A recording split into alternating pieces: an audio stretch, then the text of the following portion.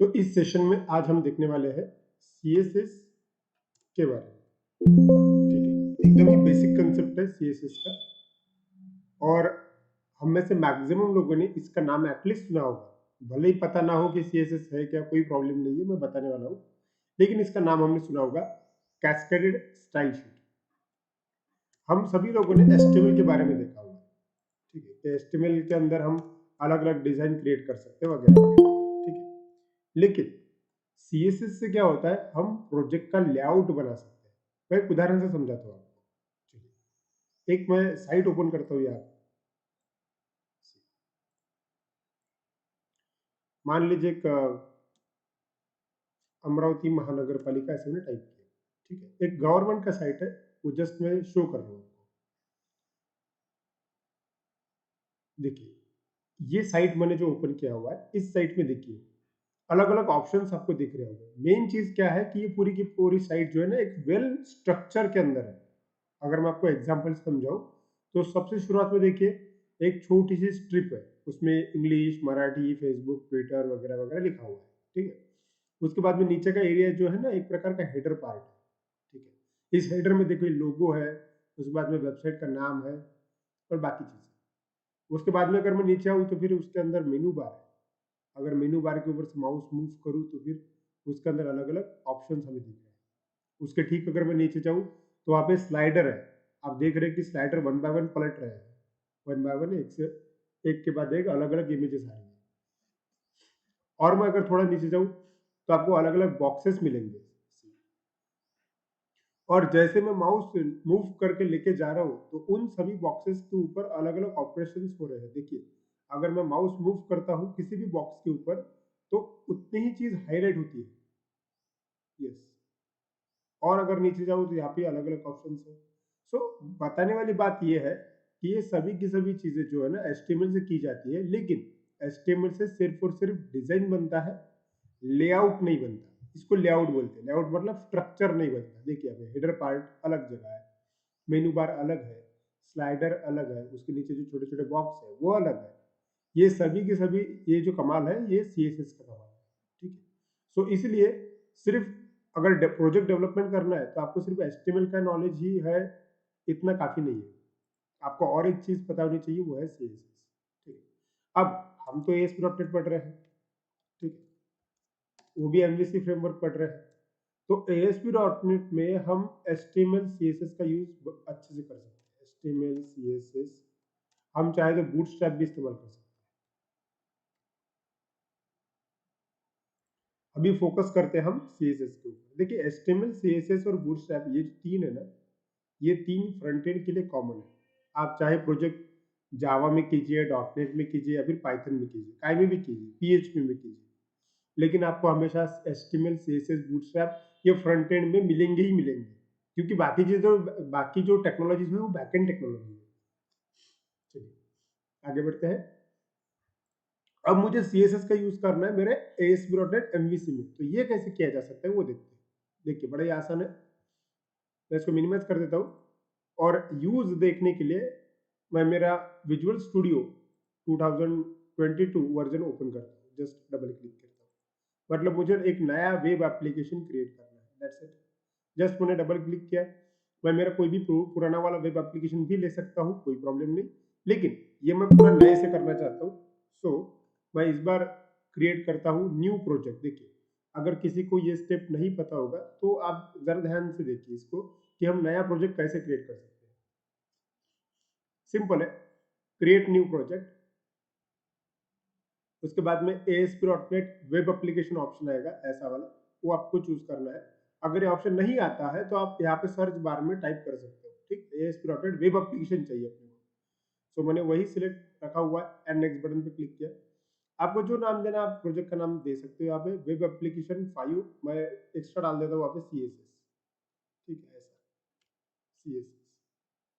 बाकी जो फ्रेमवर्क वगैरह जो है वो ऐसे का वैसे रहने दीजिए, कोई प्रॉब्लम नहीं। एंड जस्ट क्रिएट बटन पे क्लिक कीजिए। नेक्स्ट, ये आखिरी का फॉर्म है, उसके अंदर आपको चूज करना है। आप चाहो तो एम्प्टी वेबसाइट भी चूज कर सकते हो, आप चाहो तो MVC ऑप्शंस भी चूज कर सकते हो। फिलहाल के लिए मैं चाहता हूँ कि प्रोजेक्ट में पूरा नए से बनाऊं, सो मैं एम्प्टी चूज करूंगा और मेरे प्रोजेक्ट स्ट्रक्चर ने एमवीसी पैटर्न को फॉलो करना चाहिए, इसलिए यहाँ पे एमवीसी का चेकबॉक्स टिक होना चाहिए। अगर मैं ऐसा नहीं करता हूँ तो पूरा का पूरा एप्लीकेशन एकदम ही ब्लैंक हो जाएगा, ठीक है, उसमें एमवीसी पैटर्न नहीं रहेगा।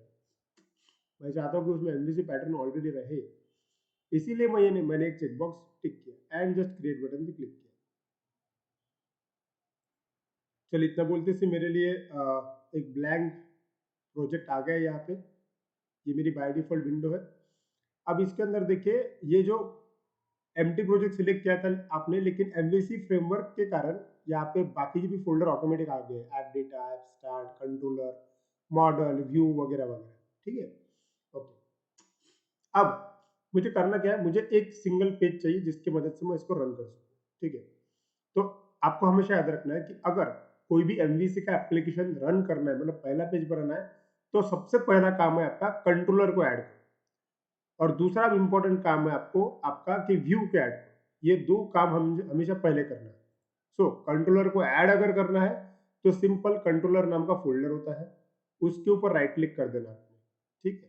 कंट्रोलर नाम के फोल्डर के ऊपर बस आपने राइट क्लिक कर देना है। देखिए मैं आपको बताता हूँ, सी राइट क्लिक, राइट क्लिक के बाद में ऐड नाम का ऑप्शन आता है और उसके अंदर कंट्रोलर ऑप्शन सिलेक्ट होता है, जस्ट क्लिक फॉर दैट, ठीक है। ये डायलॉग बॉक्स आएगा, इसमें से हमको क्या चाहिए, कंट्रोलर चाहिए, तो कंट्रोलर सिलेक्ट कर लो और ऐड बटन पे क्लिक कर दो। तो और एक डायलॉग बॉक्स आएगा जो पूछेगा कि भाई कंट्रोलर को नाम क्या चाहिए। तो बाय डिफॉल्ट जो कंट्रोलर होता है पहला, उसको नाम होता है होम कंट्रोलर, ठीक है। तो होम ही नाम टाइप करना आपने और ऐड बटन पे क्लिक कर देना, दैट्स इट। इतना बोलते से क्या हो जाएगा कि सिस्टम के अंदर एक कंट्रोलर ऐड हो जाएगा जिसका नाम रहेगा होम, ठीक है। और वो बाय डिफॉल्ट खुल जाएगा, ये जो दिख रहा है ना आपको, ये कंट्रोलर है आपका, ठीक है। चेंजेस क्या हुए वो देख लेते हैं। देखिए प्रोजेक्ट के अंदर चेंज ये हुआ है, थोड़ी देर पहले कंट्रोलर नाम का फोल्डर के अंदर कुछ भी नहीं था, अभी उसके अंदर एक CS फाइल आई हुई है, मतलब C# फाइल आई हुई है, उसका नाम है होम कंट्रोलर। अब ये करता क्या है वो बता देता हूँ। होम कंट्रोलर कौन सा वाला पेज रन होना चाहिए या फिर कौन सा वाला पेज यूजर को डिस्प्ले होना चाहिए, ये डिसाइड कर सकता है, और ये डिसाइड करता है बाय यूजिंग इट्स मेथड। तो होम कंट्रोलर के अंदर बाय डिफॉल्ट एक मेथड होती है जिसका नाम होता है इंडेक्स, ठीक है। अब ये ऐसी क्यों है, क्या है, इसके बारे में फिलहाल मत सोचिए, ठीक है। सिर्फ इतना ध्यान में रखिए कि इसका नाम होता है इंडेक्स और ये बाय डिफॉल्ट नाम होता है, और ये एक फंक्शन है और फंक्शन हमेशा रिटर्न करता है व्यू। व्यू मतलब ऐसी फाइल जो दिखती है, ठीक है। आपने सिर्फ होम कंट्रोलर ऐड किया, अभी ये रन होने लायक नहीं है, इसको रन होने लायक बनाना पड़ेगा, मतलब एक पेज ऐड करना पड़ेगा। एमवीसी में अगर आपको कोई भी पेज ऐड करना है तो आपको व्यू ऐड करना पड़ता है। तो व्यू जो ऐड होता है ना, वो हमेशा होम कंट्रोलर के अंदर जो फंक्शन है उसी नाम से होता है। तो मैं आपको शॉर्टकट बताता हूँ, अगर आपको व्यू ऐड करना है ना, तो जो कंट्रोलर है आपको होम कंट्रोल के अंदर जो मेथड है आपकी, ये इस मेथड को और एक नाम है, मैं आपको यहाँ पे लिख के भी बता देता हूँ। इस मेथड को और एक नाम है एक्शन, आप इसको एक्शन मेथड भी बोल सकते हैं, ठीक है। तो इसके अंदर अगर व्यू ऐड कर रहे हैं ना आपको, तो इसके ऊपर बस राइट क्लिक कीजिए, राइट क्लिक किया मैंने, और यहाँ पे देखिए ऐड व्यू करके ऑटोमेटिक ऑप्शन आ जाता है, ऐड व्यू। आपको बस वहां पे क्लिक कर देना है, क्लिक करने के बाद में अपने व्यू सिलेक्ट करना है और ऐड बटन पे क्लिक करना है, दैट्स इट। और एक डायलॉग बॉक्स आएगा, इस डायलॉग बॉक्स में उस व्यू का नाम ऑटोमेटिक आ जाता है, आपको टाइप करने की जरूरत नहीं है, ठीक है। और दूसरा यहाँ पे जो ऑप्शन होता है यूज पेज लेआउट, ये टिक बॉक्स, ये टिक टिक निकाल देना बस, क्योंकि मुझे ब्लैंक पेज चाहिए, क्योंकि मैं खुद बनाना चाहता हूँ मेरा सब डिजाइन वगैरह, इसलिए। और जस्ट ऐड बटन पे क्लिक कर देना, एकदम ही आसान। ये एक काम कर दिया, मतलब आप लोगों ने दो काम किए। आपने सबसे पहले होम कंट्रोलर ऐड किया और उसके बाद में उसके लिए एक व्यू ऐड किया। ये जो हुआ है इसकी वजह से आपके प्रोजेक्ट के अंदर एक पेज है जो रन हो सकता है। आपको हमेशा याद रखना है कि प्रोजेक्ट के अंदर के पेजेस रन कौन से होते हैं, जो डिजाइन वाले हो। देखिए डिजाइन वाले पेजेस हमेशा आपको व्यू नाम के फोल्डर के अंदर ही मिलेंगे। ये एमवीसी आर्किटेक्चर है, आपको हर चीज अलग अलग जगह पे मिलेगी, ठीक है। कंट्रोलर अलग जगह पे होगा, व्यू अलग जगह पे होगा, मॉडल अलग जगह पे होगा, ठीक है। सो आपको बस कौन क्या कर सकता है इतना ही ध्यान में रखना। हमें ये समझा है कि भाई व्यू के अंदर हमारी डिजाइन वाली फाइल है, और डिजाइन वाली फाइल का नाम है index.cshtml, जो कि यहाँ पे खुली हुई है, देखो ये है, this is your by default.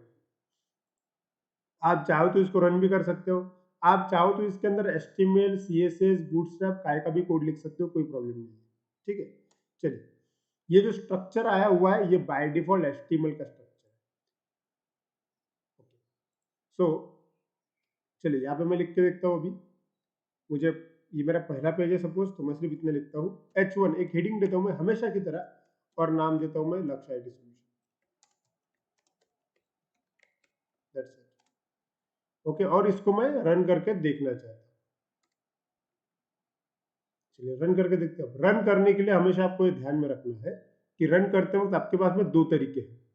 पहला तरीका, ये जो आपको ऊपर ग्रीन कलर का बटन दिख रहा है, ये एक है, आप यहाँ पे क्लिक करके भी रन कर सकते हो। दूसरा तरीका, आपके पास में और एक बाजू का एक फेंट ग्रीन करके बटन दिखा है, यहाँ पे क्लिक किया तो भी रन हो जाएगा। अब दोनों में फर्क क्या है, ये जो डार्क ग्रीन करके बटन है जहाँ पे IIS एक्सप्रेस लिखा हुआ है, इसके ऊपर अगर मैंने क्लिक किया ना, तो ये सबसे पहले प्रोजेक्ट को बिल्ड करेगा।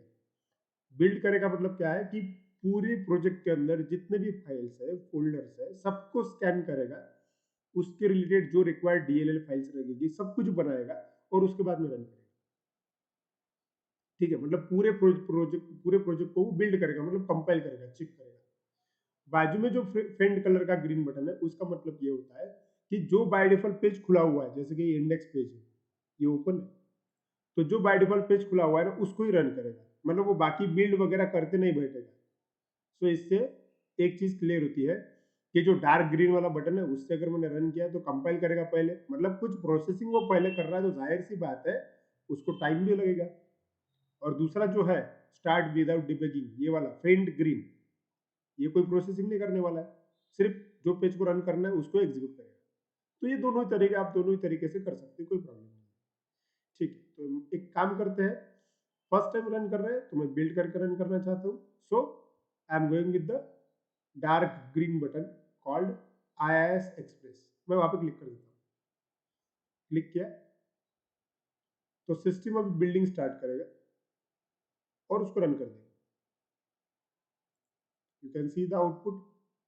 आउटपुट में इंपॉर्टेंट चीजें ये है कि आपका एड्रेस बार देखिए, एड्रेस बार में होता है हमेशा HTTP लोकलहोस्ट और एक पोर्ट नंबर, इतनी चीजें कॉमन है, इसको डोमेन बोलते हैं।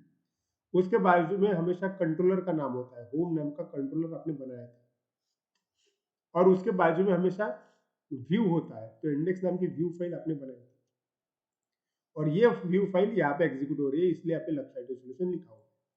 That's it. तो ये मेरा पहला वाला पेज, लेकिन विदाउट CSS वगैरह मैंने कुछ भी इस्तेमाल नहीं किया CSS। अब मुझे CSS यूज करना है इसके अंदर, ठीक है। चलिए, सो मिनिमाइज करता हूँ मैं इसको, इसको स्टॉप करते हैं। ये डिबगिंग वगैरह चालू था तो इसलिए सर्वर डिबग मोड में है, तो इसको स्टॉप कर देते हैं ताकि हम चेंजेस करें।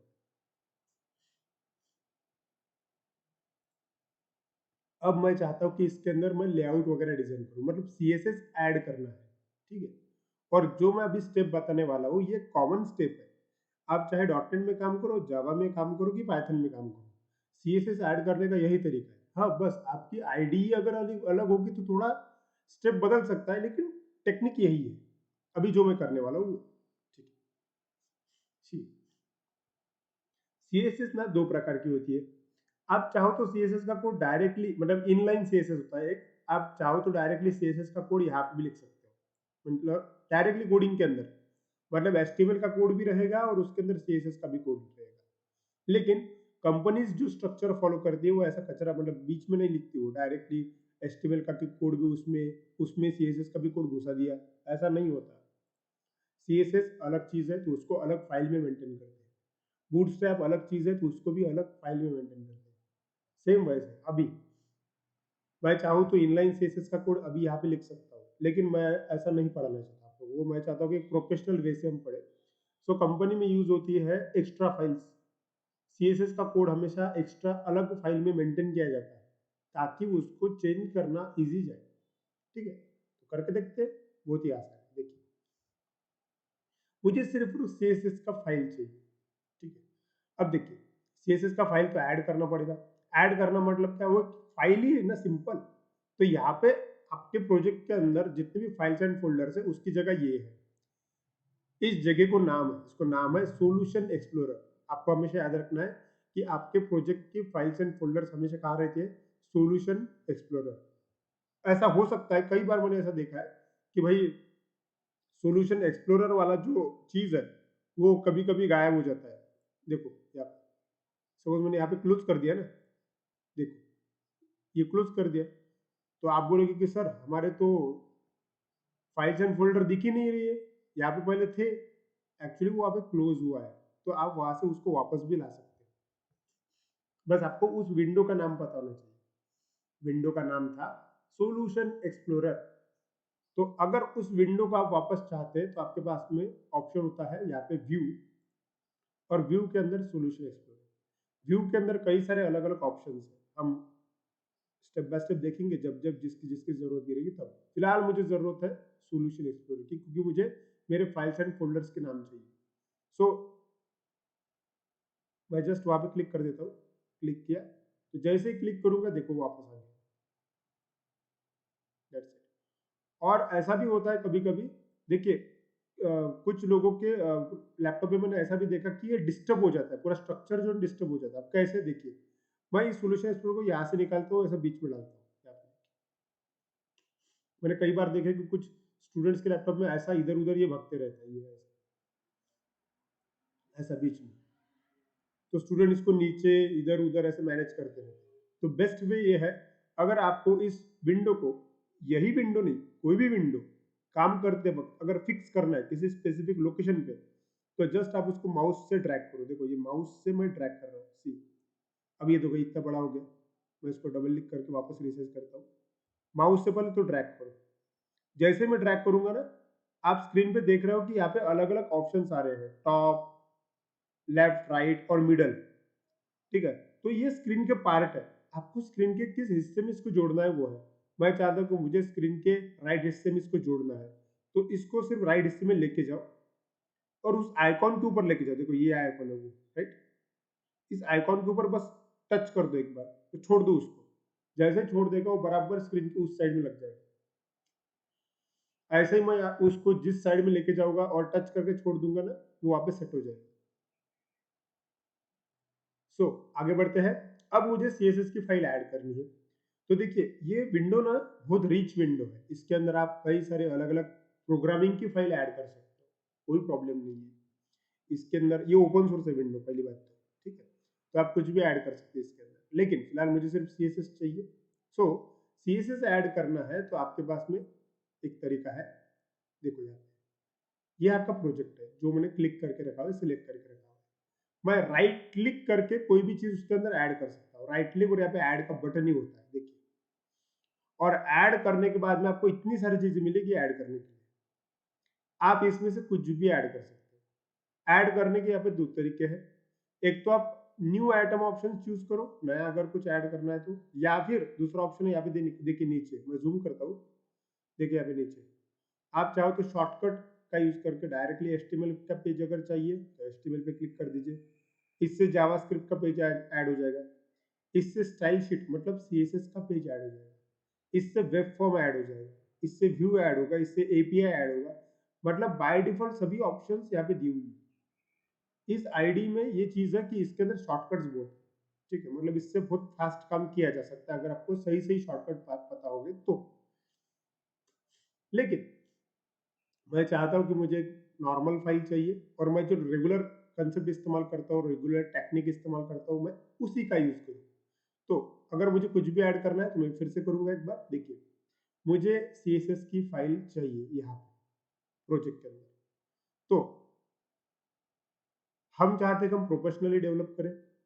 पहली बात, CSS की फाइल ऐसे खुले में कहीं भी डालनी नहीं चाहिए अपने, क्योंकि आप जरा इस स्ट्रक्चर को देखिए, यहाँ पे अलग अलग चीजें आपको दिख रही होगी। प्रॉपर्टीज अलग है, रेफरेंस अलग है, ऐप स्टार्ट नाउ का फोल्डर अलग है।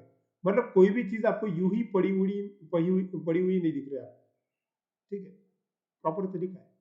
तो मान लीजिए कि मुझे भी क्या करना है ना, मेरी CSS की फाइल एक स्पेसिफिक फोल्डर में डालनी है। ओके, सो ये करने के लिए मैं पहले तो फोल्डर बना लेता हूँ और उसके अंदर मेरी वो फाइल ऐड करता हूँ। प्रोजेक्ट में भी ऐसा ही होता है। सीएसएस के कई बार प्रोजेक्ट डेवलप करते वक्त सीएसएस की जरूरत होती है, कई सारी अलग अलग फाइल्स एंड फोल्डर्स की जरूरत होती है। अगर मुझे इमेज डालनी है तो इमेजेस नाम का अलग फोल्डर होता है। अगर मुझे सपोज कोई क्लास फाइल डालनी है तो उसके लिए अलग फोल्डर होता है। मुझे कोई रेफरेंस डालने हैं तो उसके लिए अलग फोल्डर होता है। सेम वैसा ही हर चीज के लिए एक फोल्डर मेंटेन करना चाहिए ताकि गड़बड़ ना हो। तो अभी मैं क्या करूंगा, एक सीएसएस का फोल्डर ऐड करूंगा। राइट क्लिक, देखो कहाँ पे राइट लिया, वो राइट क्लिक किया वो देखते हैं पहले। ये मेरा प्रोजेक्ट है, उसके ऊपर सिंगल क्लिक किया, उसके ऊपर फिर राइट क्लिक किया मैंने, and then select add and new item, click किया मैंने वहां पे। जैसे मैं न्यू आइटम पे क्लिक करूंगा ना, इतनी सारी चीजें अवेलेबल है। देखो बहुत सारी अलग अलग प्रकार की फाइल्स आप ऐड कर सकते हैं। इवन देखिए एंगुलर जीएस वगैरह भी दिख रहा है वहां पे, ठीक है। वेब सर्विसेज भी है, वेब फॉर्म है, मास्टर पेज है, WCF सर्विसेज है, बहुत सारी चीजें है। इसमें से मुझे एक चीज चाहिए और वो है मेरा सीएसएस का फाइल। तो अगर मुझे सीएसएस का फाइल चाहिए तो एक्चुअली सीएसएस को ना स्टाइल शीट बोलते हैं। तो फाइल अवेलेबल होगी स्टाइल शीट नाम से। देखिए आपको मैं यहाँ पे शो कर रहा हूँ आपको। सिलेक्ट किया मैंने स्टाइल शीट नाम का फाइल, और जैसे क्लिक किया ना बाजू में उसके बारे में इंफॉर्मेशन आ रही है। अब कैस्केडिंग स्टाइल शीट मतलब CSS use to reach HTML style definition, मतलब ये फाइल क्या करने वाली है ये आपको दिखाई। आपने जावास्क्रिप्ट सिलेक्ट किया तो ये बता रहा है कि a script file containing JavaScript code. HTML पे क्लिक किया तो एचटीएमएल के बारे में जानकारी देगी। ऐसे ही आप कहीं पे भी क्लिक कीजिए हर जगह की जानकारी देगी वो फाइल किस टाइप की है। सो फिलहाल मुझे चाहिए स्टाइल शीट मतलब सीएसएस का फाइल, तो मैंने सीएसएस सिलेक्ट किया सिर्फ, ठीक है। लेकिन लेकिन हमारा ये डिसाइड हुआ है कि हमें सीएसएस की फाइल डायरेक्टली ऐड नहीं करनी है, बात हमें फोल्डर लेके ऐड करेंगे। सो मैं क्लोज करता हूँ। पहले तो मैं फोल्डर ऐड करता हूँ। फोल्डर ऐड करने के लिए राइट क्लिक, ऐड, एंड यहाँ पे देखिए न्यू फोल्डर करके ऑप्शन। चलिए जूम करता हूँ मैं, सी न्यू फोल्डर। मैंने जस्ट वहां पे क्लिक किया तो सिस्टम ने मेरे लिए देखिए न्यू फोल्डर बना के दे दिया, और मैं नाम ऐड कर सकता हूँ उसके अंदर। मान लीजिए कि मैं एक CSS ऐसा एक फोल्डर बनाता हूँ, तो मैंने CSS का फोल्डर बना दिया। अब मेरा एम ये है कि मेरी जो फाइल है CSS की वो इसके अंदर बने। तो इसके अंदर अगर CSS की फाइल बनानी है तो राइट क्लिक, ऐड, और न्यू आइटम, चलिए क्लिक कर दीजिए। न्यू आइटम बोलते बराबर आपको जो आइटम ऐड करना है उसकी लिस्ट ही आ जाएगी। बहुत सारे आइटम्स अवेलेबल है, उसमें से CSS फाइल चाहिए मुझे। तो जैसे ही मैंने CSS फाइल पे क्लिक किया वैसे ही उसके ऊपर नाम आ जाएगा। सी यहाँ पे देखो बाय डिफॉल्ट जो नाम है वो है स्टाइल शीट 1.css, ठीक है। ये बाय डिफॉल्ट नाम है, आप चाहे तो उसको बदल सकते हो, कोई प्रॉब्लम नहीं है। लेकिन मैं उसको बदलना नहीं चाहता, वो टेक्निकली वैसे ही बराबर लग रहा है, ठीक है। सो मुझे सिर्फ इतना करना है, ये फाइल मुझे चाहिए तो मुझे बस ऐड बटन पे क्लिक करना है, ऐड, दैट्स इट। जैसे मैं ऐड बटन पे क्लिक करूंगा ना, आप चेंजेस देखिए क्या क्या हुआ है। CSS फोल्डर के अंदर आपको एक स्टाइल शीट 1.css फाइल दिख रही है। अब ये फाइल ऐड तो हो गई, ये ऐड फाइल ऐड भी हो गई और साथ में वो खुल भी गई है। देखो यहाँ पे ये जो दिख रहा है ना आपको स्टाइल शीट 1.css, देखो ये कोड तो मैंने लिखा ही नहीं था, ये कोड तो अपने आप आया हुआ है। और बाय डिफॉल्ट बॉडी ऐसा एक वर्ड लिखा हुआ है। अब ये क्या है क्यों है ये समझते हैं, ठीक है। ये बाय डिफॉल्ट CSS का कोड है, ठीक है। बॉडी टैग उसने अवेलेबल करके दे दिया, आप जो चाहे वो कोड यहाँ पे लिख सकते हो, कोई प्रॉब्लम नहीं है। तो अब ध्यान दीजिए मेरी CSS की फाइल अलग है अभी की कंडीशन में, और मेरी जो व्यू फाइल है मतलब जो डिजाइन वाली फाइल है वो अलग है। देखिए आप दोनों ही आप देख सकते हैं। सी जूम किया मैंने, CSS की फाइल ये वाली, और ये वाली मेरी डिजाइन की फाइल है, ठीक है। तो अब मुझे करना ये है कि CSS के अंदर जो कोड लिखते हैं वो क्या होता है, लेआउट डेवलप करने के लिए, बराबर स्ट्रक्चर डिजाइन करने के लिए।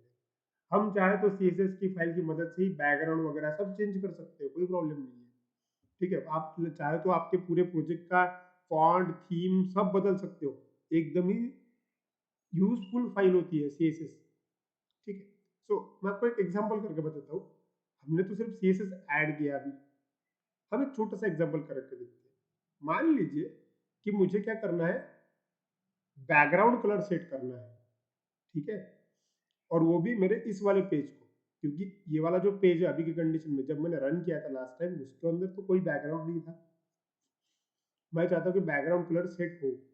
अब बैकग्राउंड कलर अगर सेट करना है ना, तो मैं डायरेक्टली कोड यहाँ पे भी कर सकता हूँ। देखो, बॉडी के बाद में अगर मैंने बीजी कलर टाइप किया, ऐसा बीजी कलर एक एट्रीब्यूट होता है, और मैंने अगर ऐसा लिखा एलो, तो इसके वजह से बैकग्राउंड कलर सेट हो जाएगा, ठीक है।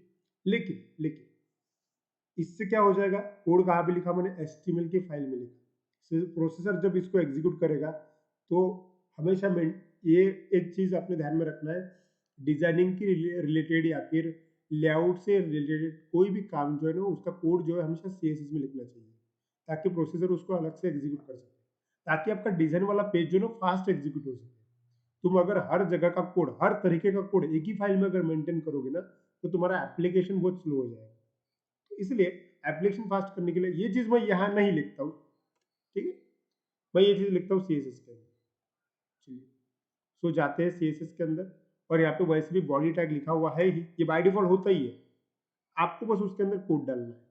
हाँ, अब बात ऐसी है, अच्छा CSS आने के लिए पहले तो आपको कौन कौन सी CSS की प्रॉपर्टीज अवेलेबल है, जिससे कलर कॉम्बिनेशन, फॉन्ट वगैरह चेंज होता है, इनकी जानकारी होनी चाहिए। तो हम ये सब वन बाय वन पढ़ेंगे। फिलहाल मैं सिर्फ सिर्फ आपको डेमो देने के लिए एक प्रॉपर्टी को यहाँ पे लिखता हूँ, बैकग्राउंड कलर नाम की प्रॉपर्टी होती है, बैकग्राउंड डैश कलर। और इसका प्लस पॉइंट क्या है पता है क्या, ये आईडी का, अगर आपको कोई प्रॉपर्टी का एक दो मिलता जुलता भी नाम पता हो ना, सिस्टम आपको सजेशन देना शुरू कर देती है। देखिए, जैसे मैंने बैकग्राउंड टाइप किया, मुझे नहीं मालूम था कि बैकग्राउंड के आगे क्या है, ठीक, तो system will give you the suggestions, you can see here, ये इसका इंटेलिजेंस है। और बैकग्राउंड के नाम पे ही देखिए कितने सारे अलग अलग प्रकार के प्रॉपर्टीज है, उसमें से एक प्रॉपर्टीज चाहिए आपको एटलीस्ट थोड़ा बहुत जानकारी भी हुई, तो भी सिस्टम आपकी खुद ही हेल्प करती है कि हाँ आप ये लिख दो, ठीक है। मान लीजिए कि मैंने बैकग्राउंड डैश कलर ऐसा लिखा, और यहाँ पे मैं कोलन देख के आंसर ये देना पड़ता है, मतलब कलर का नाम देना पड़ता है। देखिए, अब यहाँ पे इतना जबरदस्त यहाँ पे है कि जो भी कलर है, वो कलर के नाम और उनके कलर कैसे दिखते हैं उनका लिस्ट भी आया हुआ है। ये बहुत ही जबरदस्त काम है इसके अंदर। तो आपको जो कलर चाहिए आप वो यूज कर सकते हो, कोई प्रॉब्लम नहीं है, जो भी कलर चाहिए, ठीक है। चलिए, उदाहरण के तौर पे एक मैं येलो कलर ले लेता हूँ। देखो, ये आप येलो कलर, ठीक है, या फिर ये ग्रीन येलो ले लेता हूँ, आपको जो भी नाम पता होगा, चलो मैं येलो ही लेता हूँ, और सेमीकोलन लगा देना, दैट्स इट, हो गया। सो मैंने क्या किया, सिर्फ एक सिंपल सा बैकग्राउंड कलर दिया और कुछ नहीं, और मैं अब मेरे प्रोजेक्ट को रन करके देखता हूँ। अब बात ऐसी है, जब तुम तुम्हारे प्रोजेक्ट को रन करोगे, ये चेंज अप्लाई नहीं होगा। चलिए, सेव किया मैंने और रन करके देखा, चलिए रन करते हैं, ये चेंज अप्लाई नहीं होने वाला है फिलहाल। देखिए, मैंने रन किया और यहाँ पे कोई भी बैकग्राउंड कलर वगैरह चेंज नहीं मिला है, ठीक है। अब ऐसा क्यों, ऐसा इसलिए क्योंकि तुम लोगों ने कोड तो लिखा, ठीक है, लेकिन वो कोड जो है वो अलग फाइल में है, तुम्हारी डिजाइन वाली फाइल अलग है, ठीक है। तो हमें उसको मर्ज करना पड़ेगा, ठीक, मर्ज करना पड़ेगा मतलब वो सिस्टम को बताना पड़ेगा कि इस डिजाइन के लिए ये वाली स्पेसिफिक फाइल है, CSS की फाइल है।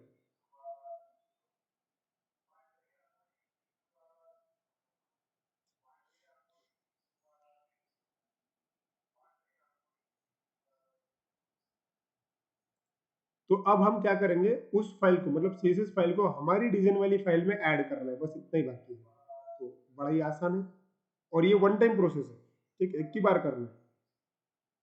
तो कैसे करेंगे देखिए, हमें बस CSS की फाइल ऐड करनी है, और ऐड करना बहुत ही आसान है, लेकिन ऐड कहाँ पे करना है, जो आपकी HTML की फाइल है वहां। चलिए जाते हैं, मिनिमाइज करता हूँ मैं इसको, इसको स्टॉप कर देता हूँ मैं, डिबगिंग। मैं मेरी HTML की फाइल में आता हूँ यहाँ। आपको मैं एक चीज़ बता दूँ, HTML के अंदर ना बाय डिफ़ॉल्ट एक टैग होता है, हेड टैग, ये वाला। ये हेड टैग बहुत काम का होता है। अगर आपको हेड टैग का पर्पज़ बता देता हूँ। हेड टैग के 2 इम्पोर्टेंट पर्पज़ है। एक तो वो आपके प्रोजेक्ट के हेडिंग को मैनेज करेगा। दूसरी बात, हेड टैग का यूज़ करके हम बाय डिफ़ॉल्ट जो कोड है उसको छोड़ के किसी और प्रकार का कोड भी हम इम्पोर्ट कर सकते हैं। मतलब किसी और प्रकार की फाइल भी हम ऐड कर सकते हैं। जैसे कि CSS file, HTML file, bootstrap file, JavaScript file, jQuery, ajax, इन प्रकार की अलग-अलग फाइल्स अवेलेबल है। वो अगर मुझे मेरे प्रोजेक्ट के अंदर ऐड करनी है तो आपको याद आना चाहिए कि हाँ, हेड टैग का यूज़ करना पड़ेगा। मतलब अभी हेड टैग की मदद लेनी पड़ेगी। जो भी काम करना है वो हेड टैग के अंदर ही करना पड़ेगा। मतलब ये हेड टैग है, इसके अंदर करना पड़ेगा। मैं यहाँ पे जगह बना देता हूँ। मुझे सिर्फ करना ये है कि मेरे इस डिज़ाइन वाले फाइल में मेरी CSS की फाइल ऐड करनी है। तब जाके CSS में लिखा हुआ कोड इन फाइल्स को लागू होगा, नहीं तो ये नहीं होगा। ठीक। सो फाइल को ऐड करना बहुत ही आसान है। इतना आसान है कि आपको कोड भी नहीं लिखना पड़ता है। देखिए, कई सारे आईडीज के ऊपर मैंने काम किया। मैंने देखा है कि कई बार हमें कोड लिखना पड़ता है फाइल को ऐड करने के लिए। यहाँ पे वैसा ही नहीं। आपको अगर ऐड करना है ना, सिंपल आप CSS स्टाइल शीट के ऊपर क्लिक कीजिए। देखिए, वापस जाते हैं, ये आपकी फाइल है। बस आपको माउस से मूव करना है, ड्रैग करना है। देखो, मैंने ऐसे क्लिक किया और ये यहाँ पे मैंने ड्रैग कर रहा हूँ उस फाइल को, यहाँ पे जहाँ पे चाहिए वहाँ पे, मतलब हेड टैग के अंदर ही चाहिए। यहाँ पे मैंने माउस ड्रैग किया उस लोकेशन पे और छोड़ देना आपको। जैसे आप माउस ड्रैग करके छोड़ दोगे ना, सिस्टम अपने आप समझ जाएगी कि तुम स्टाइल शीट वाली, मतलब CSS की फाइल ऐड करने की कोशिश कर रहे हो, और उसके रिलेटेड जो कोड है वो अपने आप लिख देगा। सो देखिए, इसने एक टैग लिखा। इस टैग का नाम है लिंक टैग। इस टैग में एक एट्रीब्यूट होता है href। href का मतलब होता है कौन सी फाइल ऐड करनी है, तो उस फाइल का पाथ लिखा कि भाई CSS नाम का फोल्डर है और उसके अंदर स्टाइल शीट 1 नाम की फाइल है। उसके बाद में और एक एट्रीब्यूट होता है जिसका नाम है रिलेशन, कि भाई ये किस टाइप की फाइल है, तो ये स्टाइल शीट नाम की फाइल है। That's it. तो इससे सिस्टम को ये समझ जाएगा कि इस फाइल के अंदर CSS का कोड लिखा हुआ है और मुझे डिजाइन का कोई भी कोड हमेशा उस फाइल से ही उठाना है। तो अब होगा ये कि आप लोगों ने CSS के अंदर जो कुछ भी कोड लिखा होगा, ये जैसे कि आपने लिखा कि बॉडी का बैकग्राउंड कलर चेंज करना है, येलो सेट करना है, तो अब ये जब एग्जीक्यूट होगा ना, तब एग्जीक्यूट होते वक्त ये हमेशा CSS का कोड यूज करेगा। देखिए, अभी तो मैंने आपको यहाँ पे इस पेज के ऊपर कोड है ही नहीं बैकग्राउंड का, लेकिन कोड कहाँ पे अवेलेबल है, CSS की फाइल में अवेलेबल है। तो एक बार रन करके देखते हैं। चलिए, रन करता हूँ फिर से। ये ग्रीन वाला बटन प्रेस कर देता हूँ मैं, IS एक्सप्रेस क्लिक किया, and you can see here कि इस बार हमें हमारे बैकग्राउंड कलर जो है ना, हमारा बैकग्राउंड कलर आया हुआ है। और मेन बात ये है कि बैकग्राउंड कलर का कोड तो हमने HTML में लिखा भी नहीं है, वो कहीं और ही प्रेजेंट है, वो प्रेजेंट है CSS के अंदर। अब इस तरह से हमने हमारा आउटपुट तो देख लिया। ठीक है, तो एक काम करते हैं, मैं इसको फिर से स्टॉप करता हूँ और फिर से मेरे CSS के अंदर जाता हूँ। एक चेंज मैं और करके देखना चाहता हूँ। सी, कि भाई मैं और एक वर्ड लेता हूँ, जैसे कि अब ये जो लक्ष्य डिसोल्यूशन जो वर्ड है, वो बाय डिफॉल्ट ब्लैक कलर का है। ठीक है, yes, by default black colour का दिख रहा है।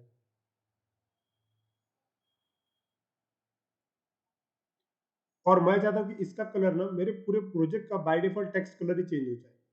तो CSS बनाई उसके लिए कि एक बार कोड लिखो और उसको पूरी जगह पे अप्लाई कर दो। That's it. सो अगर मैं आपको और एक चीज यहाँ पे बताना चाहता हूँ, मैं वापस जाऊंगा। हो सकता है कि मुझे बॉडी के अंदर ये जो बैकग्राउंड कलर सेट किया है, इसके वजह से पूरे बॉडी को बैकग्राउंड कलर लग गया। मैं चाहता हूँ कि पूरे बॉडी के अंदर जितने भी कंटेंट्स है, टेक्स्ट है, उन सब का टेक्स्ट का कलर चेंज हो जाए। बाय डिफॉल्ट तो ब्लैक है। चलिए, मैं टेक्स्ट का कलर चेंज करना चाहता हूँ। तो आपको कलर सिर्फ चेंज करना है, तो आपको एक ही छोटा सा एट्रीब्यूट है जिसका नाम होता है कलर, ओनली कलर। अगर बैकग्राउंड कलर लिखोगे तो बैकग्राउंड का कलर चेंज हो जाएगा, और सिर्फ कलर लिखोगे तो फिर उसका टेक्स्ट का कलर चेंज हो जाएगा। हो सकता है मान लीजिए कि मुझे टेक्स्ट कलर सेट करना रेड, तो रेड टाइप किया मैंने, दैट्स इट, और सेमीकोलन लगा दिया। आपको एक चीज याद रखनी है हमेशा, सीएसएस कोड लिखते वक्त कंपोनेंट स्टेटमेंट पूरा होने के बाद आपको सेमीकोलन लगाना बहुत जरूरी है, नहीं तो गड़बड़ कर देगा। दैट्स इट, सेव किया, बस इसको रन करके देखते हैं। देखिए रन किया फिर से, and you can see here, last time जब मैंने रन किया था बैकग्राउंड कलर येलो ही था, लेकिन टेक्स्ट कलर जो है ना ब्लैक था। इस बार बैकग्राउंड कलर येलो ही है, लेकिन टेक्स्ट कलर जो है वो रेड है। वो क्यों? क्योंकि तुम लोगों ने कोड जो है वो सीएसएस में लिखा हुआ है। अब बात ऐसी है कि इस प्रोजेक्ट में जहां जहां भी तुम टेक्स्ट लिखोगे वहां वहां कलर रेड ही होगा। देखिए उदाहरण के तौर पे मान लीजिए कि मैं ऐसा लिखता हूँ, H1 टैग लिखा, और एक दूसरा टैग लिखता हूँ मैं H2, और यहाँ पे लिखता हूँ मैं अमरावती, सेव किया, और अब इसको रन करके देखते हैं। रन होगा ही वो। अब यहाँ पे ऐसा कि आपको बार बार रन करने की जरूरत नहीं रहती है। अगर आपका ब्राउजर में ऑलरेडी रनिंग चल रहा है तो आप ब्राउजर में आके right click and reload refresh भी कर सकते हैं, तो भी आपको चेंज दिख जाएगा कि क्या आपको चेंज दिख रहा है। सो मेन चीज क्या है, देखो अमरावती वर्ड ऐड तो किया मैंने, लेकिन उसका कलर देखिए, सीएसएस के कारण उसका कलर सेट हो गया। मतलब अब इस पेज के ऊपर मैं जब भी जो टेक्स्ट लू तब उसका टेक्स्ट जो है ना वो रेड कलर ही आएगा। लेकिन कई बार वेबसाइट्स में अलग अलग कंपोनेंट में हमें अलग अलग कलर चाहिए रहता है, तो हम वैसा भी मैनेज कर सकते हैं, कोई प्रॉब्लम नहीं। और वो देखेंगे धीरे धीरे, अभी तो हमने सब जस्ट सीएसएस स्टार्ट किया है। इसके अंदर अभी जो मैंने क्या क्या किया, क्या किया कि भाई सीएसएस की फाइल अलग से ऐड की हुई है। ठीक है, इसका कोड भी मैंने अलग से लिखा हुआ है। एमवीसी के अंदर अगर मैंने रेडीमेड टेम्पलेट्स का इस्तेमाल किया तो ये इतना पावरफुल है कि मुझे ये कोड लिखने की भी जरूरत नहीं है। इसके अंदर बूटस्ट्रैप के कई सारे फाइल्स फोल्डर्स रेडीमेड अवेलेबल होते हैं।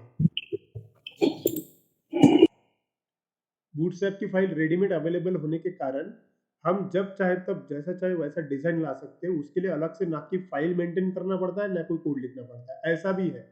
लेकिन वो देखने से पहले, ऑटोमेटिक चीज देखने से पहले, ये चीज मैन्युअली कैसे होती है, कोड कहाँ पे लिखा जाता है, ये समझना बहुत जरूरी था। इसीलिए मैंने एक छोटा सा कंसेप्ट सीएसएस का यूज एमवीसी में कैसे करते हैं वो दिखाया। आई होप आपको ये सेशन बहुत अच्छे से समझ में आया होगा, तो keep practicing. So guys, I hope you like this session today, and you learn lot of things here. So that's it for today. मिलते हैं अगले सेशन में। Thank you so much. Keep watching.